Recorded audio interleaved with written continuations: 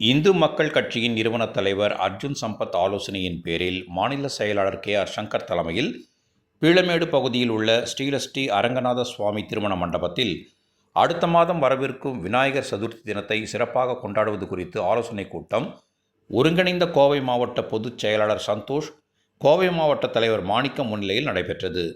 கூட்டத்தில் விநாயகர் சதுர்த்தியை முன்னிட்டு ஆங்காங்கே இந்து மக்கள் கட்சி சார்பில் விநாயகர் சிலைகளை வைப்பதற்கு அதிகாரப்பூர்வமாக காவல்துறையிடம் இருந்து அனுமதி பெறுவது குறித்து விவாதிக்கப்பட்டு நிர்வாகிகளுக்கு ஆலோசனைகள் வழங்கப்பட்டது.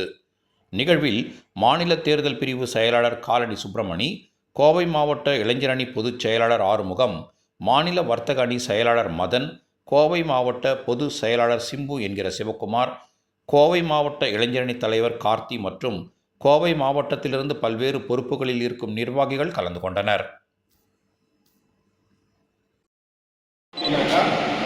3 காவல் நிலையங்கள் உட்பட்ட ஒரு நிகழ்ச்சி.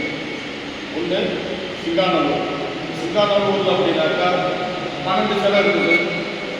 முதல்ல போன வருஷம் இந்து ஒற்றுமை வெல்கவே, வளமான தமிழகம், வலிமையான பாரதம், ஊழலற்ற தமிழகம், ஒன்றுபட்ட பாரதம், பாரத் மாதா கி ஏற்றிடுவோம். திருப்பரங்குன்ற மலையில்